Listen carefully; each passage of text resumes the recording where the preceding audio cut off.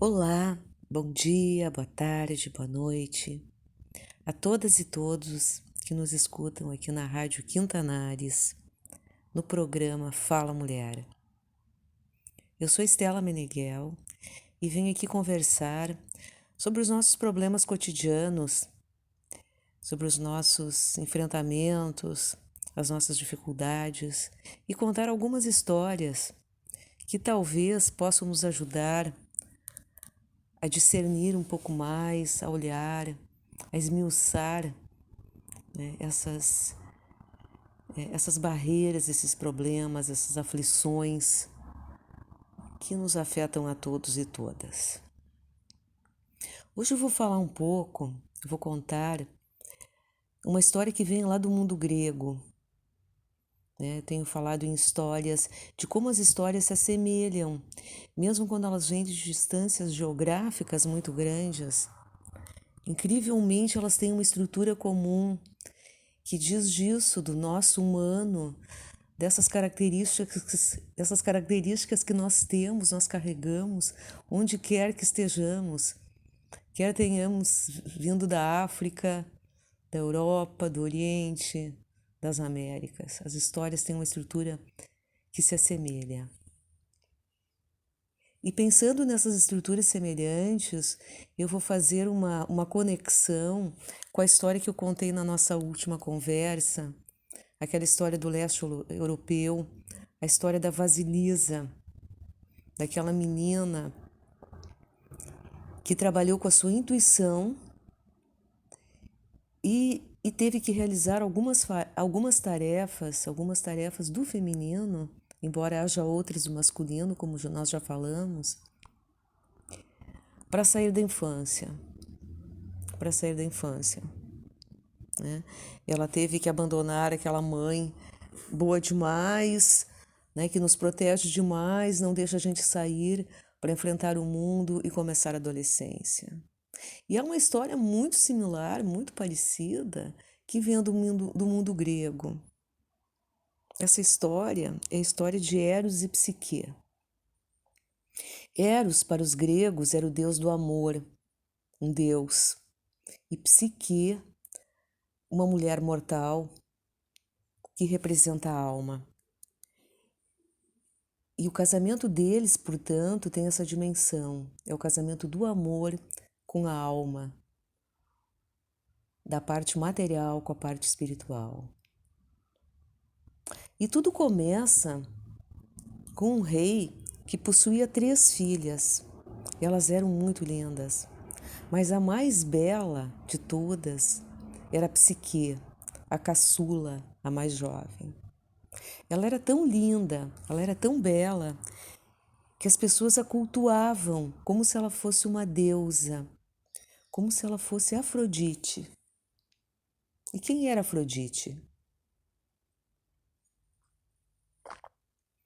Afrodite, para os gregos, era a deusa do amor, uma mulher belíssima, uma deusa belíssima, pura beleza, sensualidade, prazer. E Afrodite estava muito incomodada, né, por essa mortal, né, que os humanos ousavam comparar a ela. As irmãs mais velhas casam, e a mais jovem não há nenhum homem, nenhum pretendente que ousa se aproximar dela pela sua beleza. Então o rei, ele vai consultar um oráculo. Os oráculos eram muito consultados, e ainda são, na antiguidade. Não só para as questões amorosas, as questões relacionais, as questões do dia a dia, também eram consultados para as questões de saúde e de doença. Muitas vezes as pessoas dormiam no oráculo, sonhavam, e no dia seguinte elas contavam o sonho aos sacerdotes, aos curadores, que tentavam interpretar esses sonhos como uma mensagem dos deuses, dos espíritos, para ajudar no itinerário, na vida daquela pessoa e para ajudar a também a entender aquele mal, aquela doença que afligia aquela pessoa, que podia ser física ou podia ser espiritual. O rei, então, ao consultar o oráculo, ele tem uma resposta terrível. O que dizem os sacerdotes do oráculo? Que ele devia sacrificar a filha num penhasco a um monstro marinho. E o rei fica muito triste. O sacrifício de jovens, de crianças, ele era muito comum na antiguidade. Muitas culturas faziam esse sacrifício às divindades, né, buscando aplacar, às vezes, a cólera da divindade, né, que era manifestada através de uma seca, de uma guerra, de uma enchente, né, de um fenômeno meteorológico.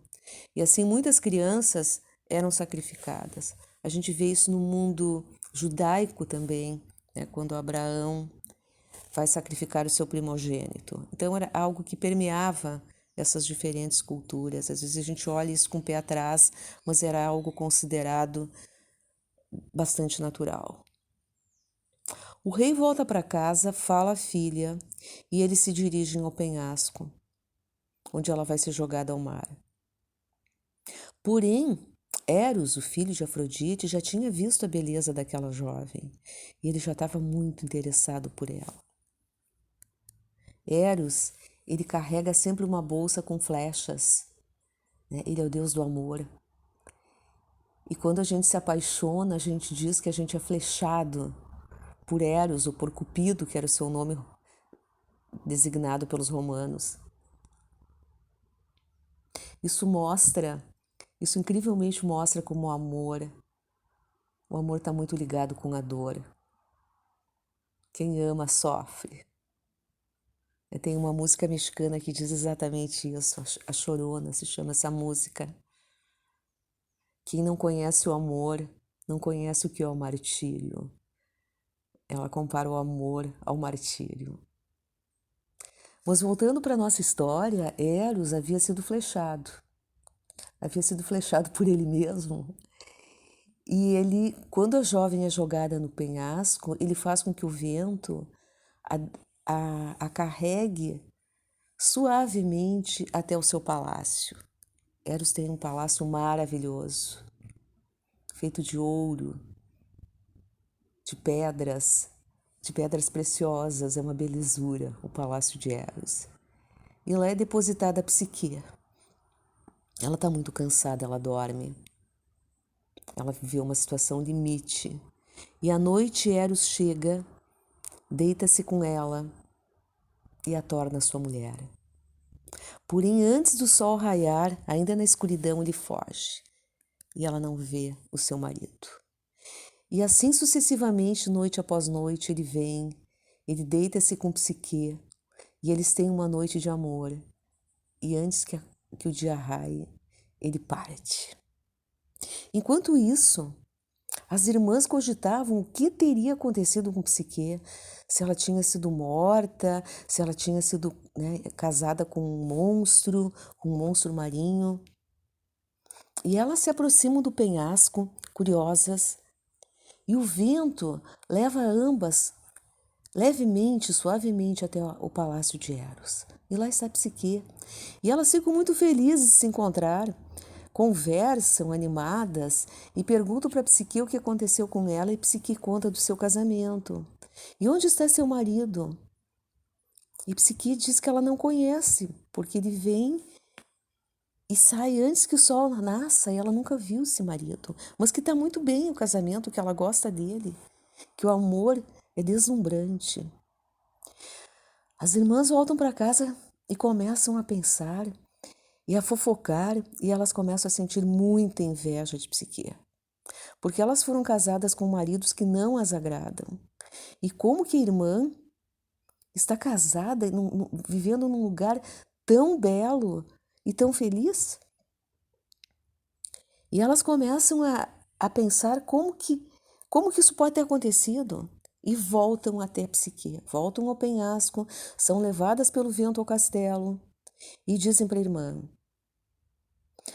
esse teu marido é um monstro, lembre-se do que o oráculo falou. Você tem que vê-lo, você tem que matá-lo.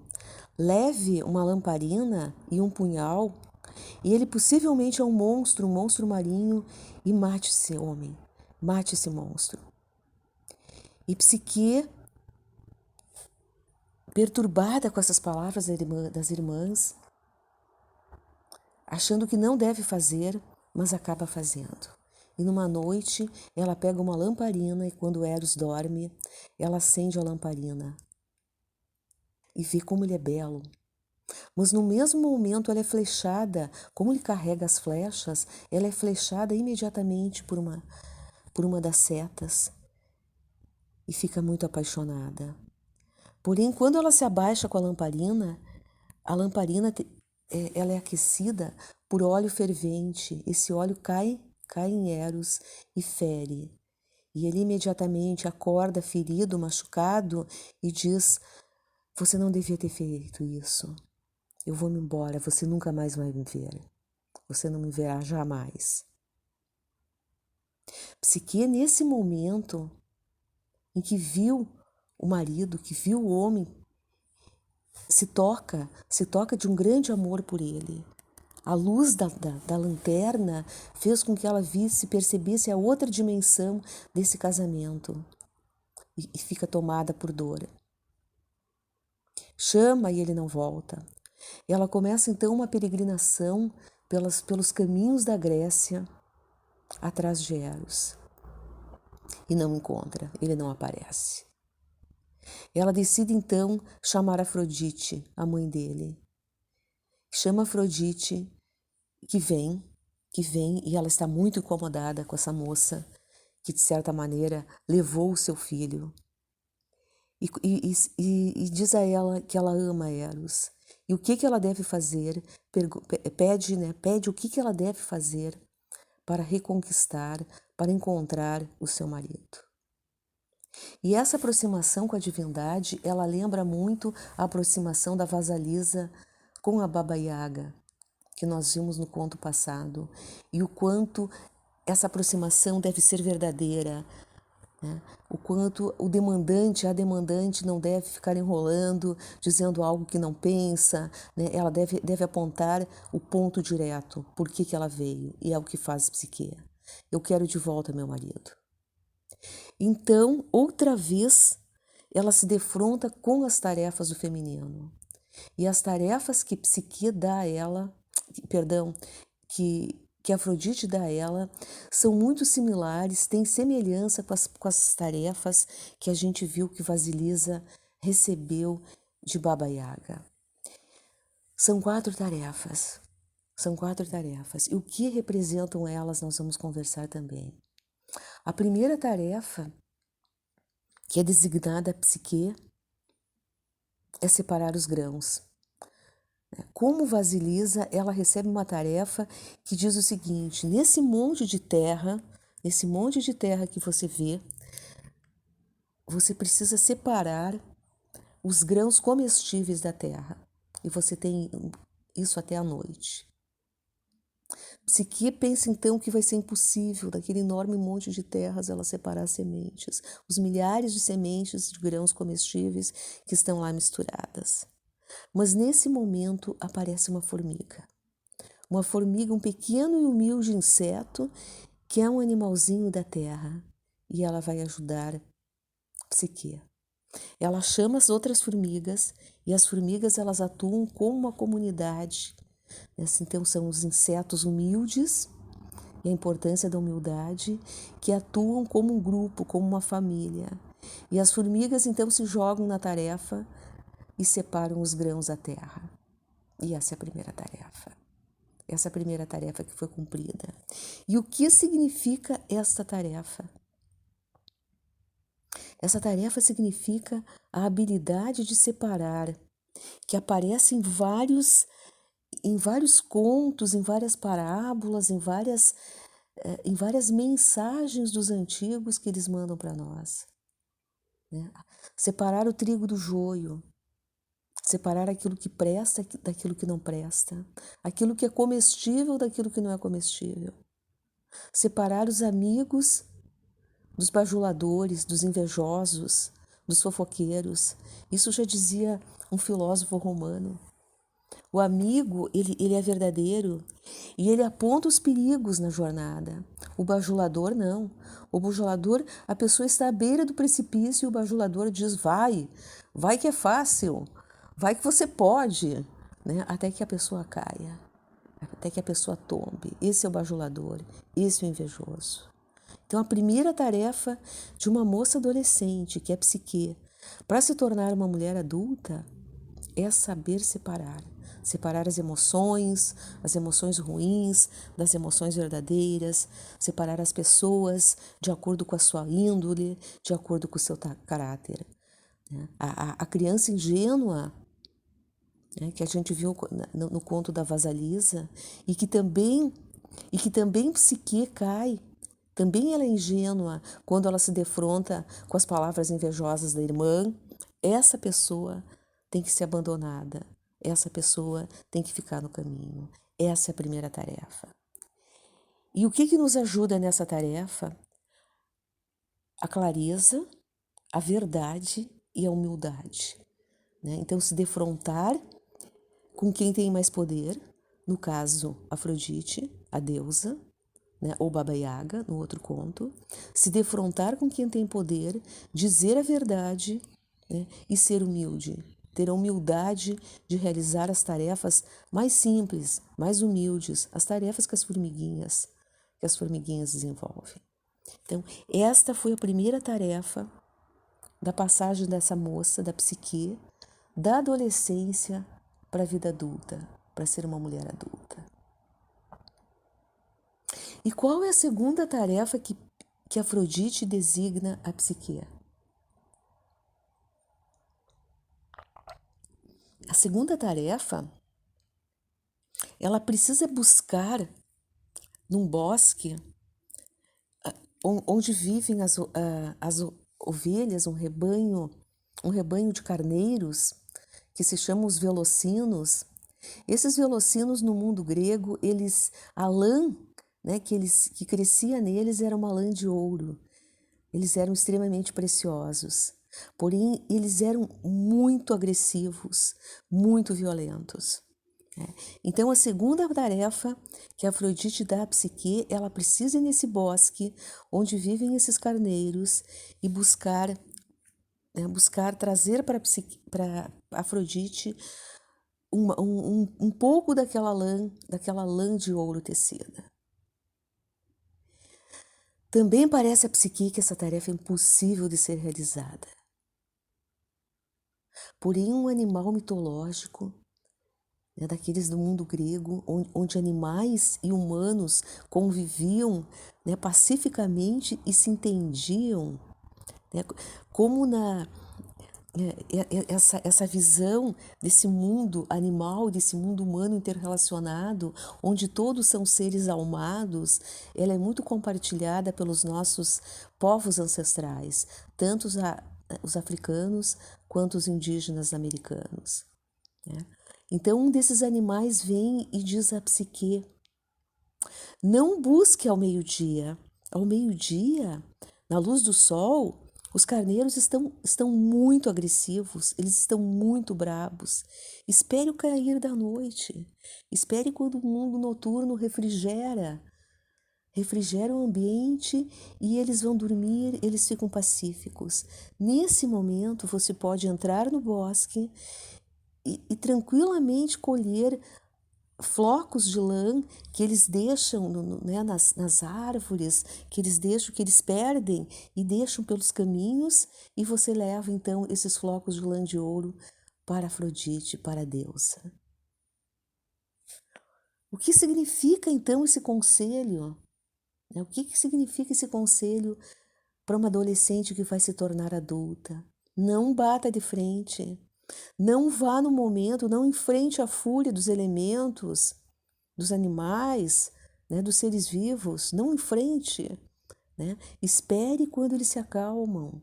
E nesse momento você vá e faça a sua tarefa. Né? É algo que a gente diz popularmente, coma um mingau pelas beiradas. Né? Como vai devagar.